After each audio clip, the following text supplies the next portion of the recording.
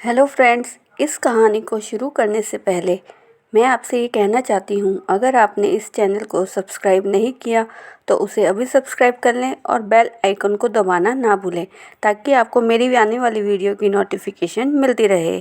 तो दोस्तों, शुरू करते हैं आज की कहानी। आज की कहानी अकबर बीरबल की है, जिसका शीर्षक है कुएं का पानी। अकबर के राज्य के गांव में एक किसान रहता था। वह बहुत परेशान था।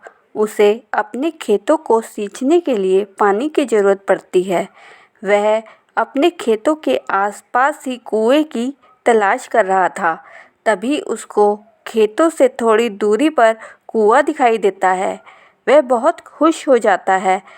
तब किसान को थोड़ी राहत मिलती है। वह सोचता है, चलो शुक्र है भगवान का, ये परेशानी ख़त्म हुई। और वह वापस अपने घर चला जाता है। अगले दिन खेतों को सींचने के लिए वह कुएं से पानी लेने के लिए जाता है। तभी कुएं के पास एक लंबा चौड़ा आदमी आकर खड़ा हो जाता है और किसान से कहता है, ठहरो, ये कुआं मेरा है। तुम यहाँ से पानी नहीं ले सकते हो।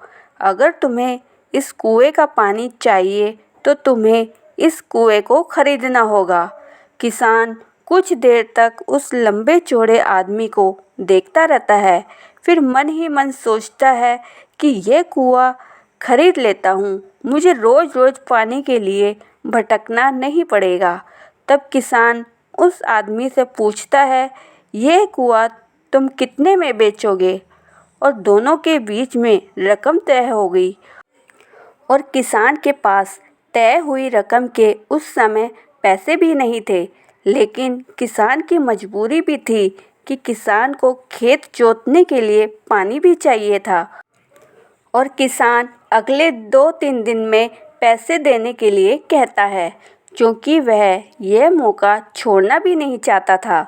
और फिर घर चला जाता है। घर पहुंचकर अपने दोस्तों से यहाँ वहाँ से 2 दिन में उधार पैसे लेकर उस आदमी को देने का इंतज़ाम कर लेता है। किसान कैसे भी करके उस कुएं को खरीदना चाहता था। किसान अगले दिन का बेसब्री से इंतज़ार करता है।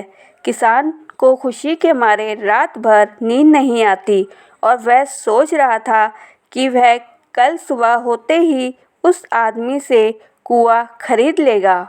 सुबह होते ही वह उस आदमी के घर जाकर उसकी मांगी हुई रकम उसके हाथ में थमा देता है और कुएं को खरीद लेता है।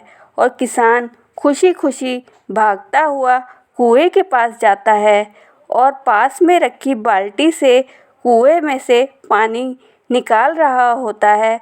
तभी वहाँ पर वही आदमी वापस कुएं के पास आ जाता है और किसान को कहता है, ठहरो, मैंने तुम्हें सिर्फ कुआं बेचा है, कुएं का पानी नहीं बेचा। कुएं का पानी अभी भी मेरा ही है। किसान यह सुनकर दंग रह जाता है, अचंभित हो जाता है और उसके पैरों से ज़मीन खिसक जाती है। किसान उस आदमी से उलझना नहीं चाहता था। न्याय के लिए राजा अकबर के राज दरबार में गुहार लगाने पहुंच जाता है। जब बादशाह ने किसान की पूरी कहानी सुनी, तब बादशाह ने उस आदमी को दरबार में पेश होने का आदेश भिजवाया। वह आदमी जिसने कुआं बेचा था, वह भागा भागा राज दरबार में हाजिर हो गया। तब बादशाह ने उस आदमी से पूछा, जब तुमने अपना कुआं इस किसान को बेच दिया तो तुम उस किसान को कुएं से पानी क्यों नहीं लेने दे रहे हो खेत को सींचने के लिए? वह आदमी बोला, महाराज, किसान को कुआं बेचा है, ना कि कुएं का पानी। हमारे बीच में ऐसी कोई भी बात नहीं हुई कि मैं कुआं और पानी दोनों बेच रहा हूँ।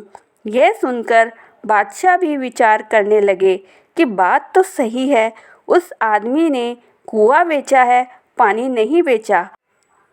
काफ़ी देर सोच विचार के बाद भी इस समस्या को सुलझाने में असमर्थ रहे। तब बादशाह ने बीरबल को बुलाने का आदेश दिया कि बीरबल ही इस समस्या का निवारण करेंगे। और वैसे भी बादशाह फैसला लेने से पहले बीरबल की राय जरूर लेते हैं और बीरबल दरबार में आए और दोबारा से दोनों की समस्या सुनी। बीरबल थोड़ी देर शांत रहे, फिर उस आदमी से बोले, अगर तुमने कुआं बेचा है, पानी नहीं, तो तुम्हारा पानी उस कुएं में क्या कर रहा है? जब कुआं तुम्हारा नहीं है तो तुम अपने पानी को उस कुएं से तुरंत बाहर निकालो, क्योंकि अब वह कुआं किसान का है, तुम्हारा नहीं। कुएं का असली हकदार किसान है, तुम नहीं। यह सुनकर उस व्यक्ति को समझ आ गया। उसने मन ही मन में सोचा कि अब बीरबल के आगे उसकी चालाकी नहीं चलने वाली।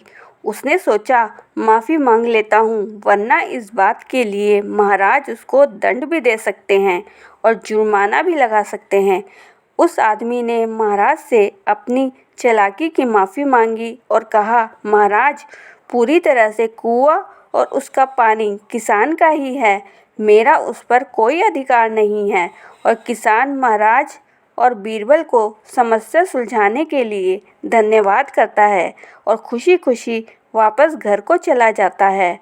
तो दोस्तों, अकबर और बीरबल की कहानी के जरिए हमें यह पता चलता है कि संसार में लोभी और कपटी लोगों की कमी नहीं है, परंतु हमें अपना संतुलन नहीं खोना चाहिए और हर समस्या का समाधान धैर्य से निकालना चाहिए।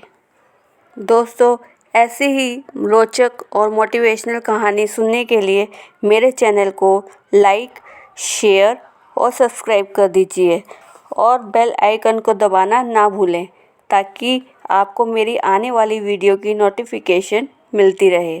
धन्यवाद।